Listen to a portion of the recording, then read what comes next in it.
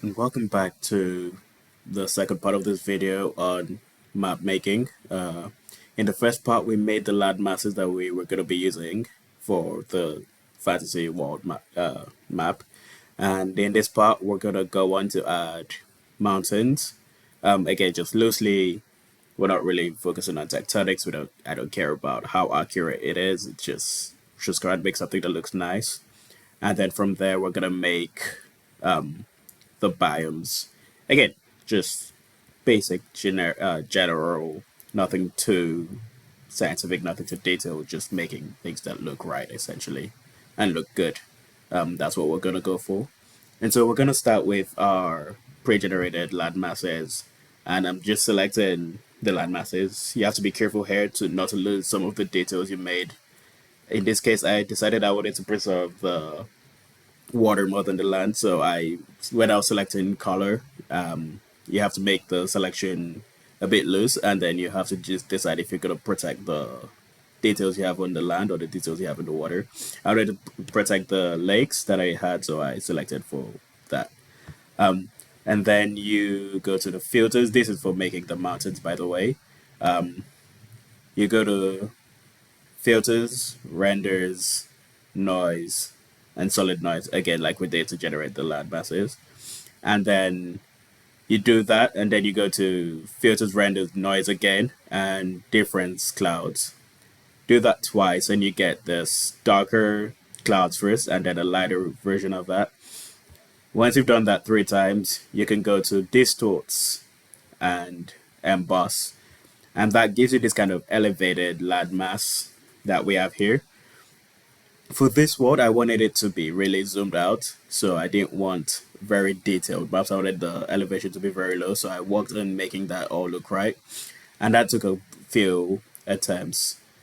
But in the end, I think I reduced the height, the elevation, and the depth to close to zero, and that gives you the mildest amount of bumps for the mountains, and that's kind of what I was looking for in the end.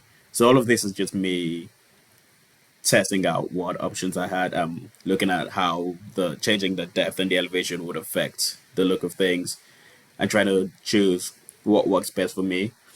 In the end, I went for this roughly around here, where there is mildly any clear mountains or hills, but that's kind of the look I'm going for here. When we zoom into more regional maps, then the mountains will become bigger, and then we'll see how we can make them more stand out more. But on the world map, I didn't want the mountains to be too overwhelming. Next, I start working on where to put which biomes, and in this case, I just first divided the world into sections, kind of how we have in the world. I drew what would it be this world's equivalent of the tropics of Cancer, Capricorn, as well as the Arctic and Antarctic Circle. To do that, I just kind of divided the world arbitrarily. On Earth, the tropics are about 23 degrees north and south, and the Arctic and Antarctic are about 66 degrees, I think, north and south. So they're kind of, you can do that, and the just for a quick geography lesson, I guess. The tropics are where the sun is the highest, farthest north or south. The sun is directly overhead in over the calendar year, and the Arctic and Antarctic Circle are parts where you, at some point in the year, you might have zero sunlight. So in the winter, you'd have no sunlight. In the winter, you would have zero sunlight, depending on where you are. The winter in the north, in on our world, being December-ish, and in the south being around June. But yeah, it doesn't really have to be perfectly 23 and 66 degrees. Here, I just kind of use the grade and the ruler on the side of the program to decide where I wanted it to be. I just went about an inch from the top for the and from the bottom for what would be my Arctic and Antarctic circle, and then did pretty much the same thing, but from the center for what would be my tropics of Cancer and Capricorn.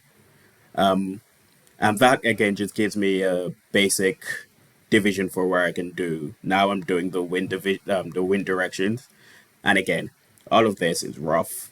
I kind of, since I've been working on maps, fantasy maps, I've kind of had to learn a bit about this stuff, but I barely remember most of it. It doesn't really matter. Just as long as everything feels right to you, go for it. You want your wind to be flowing in opposite directions, essentially. So flowing north to south in the northern hemisphere and south to north in the southern hemisphere, and then you want it to change directions every when it crosses every one of those. But again, this is all rough. In the real world, it's more there's more going on in here and everything. But I do this to then determine my currents, and again, that is following the wind direction. Just have hot water going from the equator, lower or upper, depending on where it's going. So in the northern hemisphere, it goes from the equator north, and cold water going from the north towards the equator, and then the reverse is true for the southern hemisphere. I mark that out by going over the coastline where the water comes in contact with the land.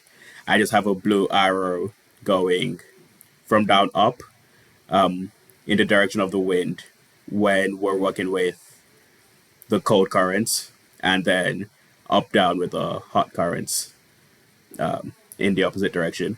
And to make sure you've done this right, you can just go through and make sure every current cycle kind of closes itself. So you have cold in the northern hemisphere, for example, you'd have cold current coming from the top, getting warmer at the bottom, and then flowing kind of through. And then on the other side, you'd have hot current going up, cooling down as it goes up, and then becoming cooler and flowing back in the opposite direction with the wind.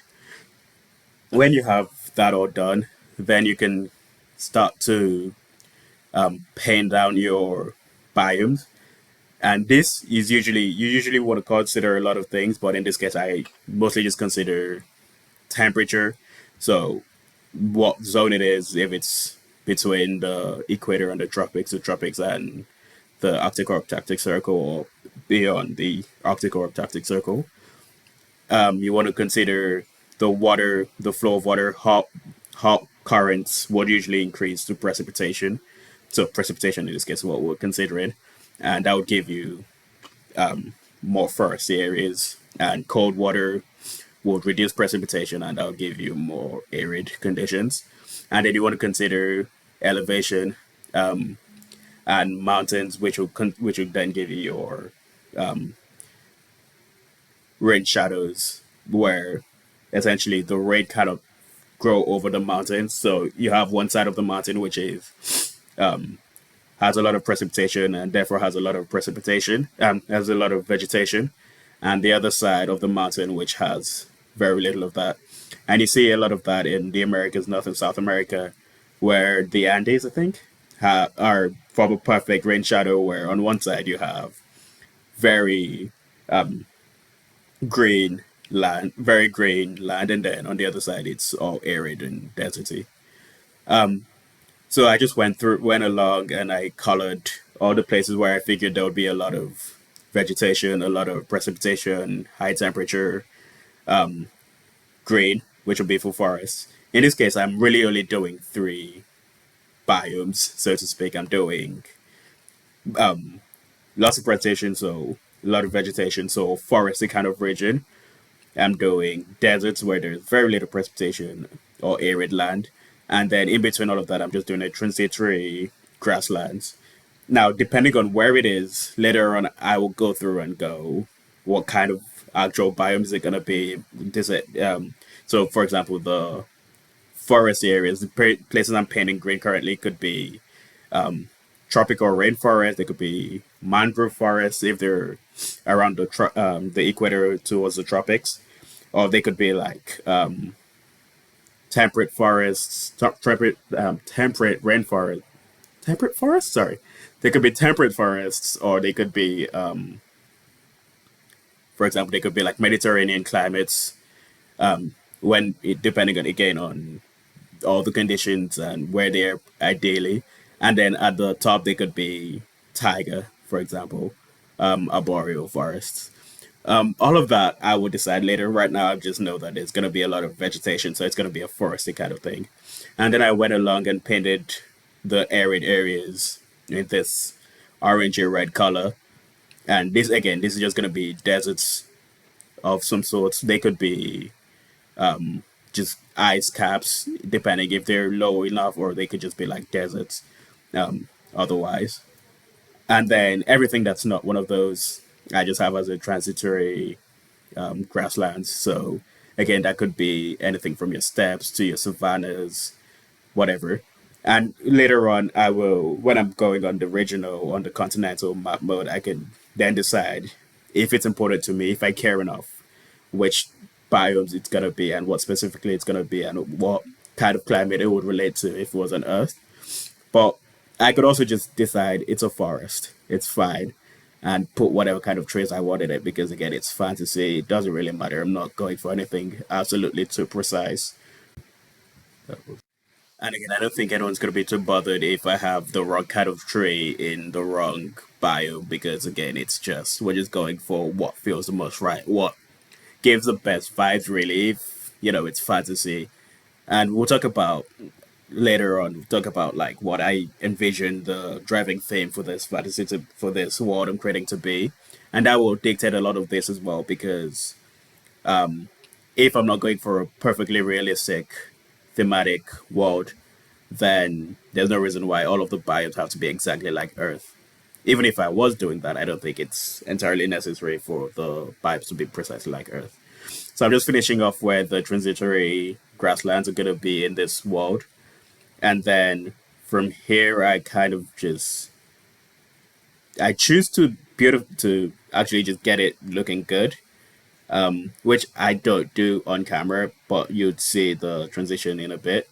And I pretty much just got a picture of Earth that I liked, put it on a different window in GIMP, use this color selector to select a few colors that would make sense on this map. So a couple for the forest, a couple for the savanna and the grasslands, and then a few for the deserts because there are different a few different types of deserts. And then from there, I just kind of went along and colored all of that in. And this is what we ended up with. Just make sure you blend in the colors when you're done, and feel free to give it a couple more goes. But at the end of the day, it's gonna look fine. It's gonna look really good. I only used about 8 colors in the end for this part, and I think it came out really nice. Thanks for watching. I think in the next video we're gonna talk about the themes of what I would achieve with this world, and then we'll see where we go from there. Thanks, and I'll see you in the next video.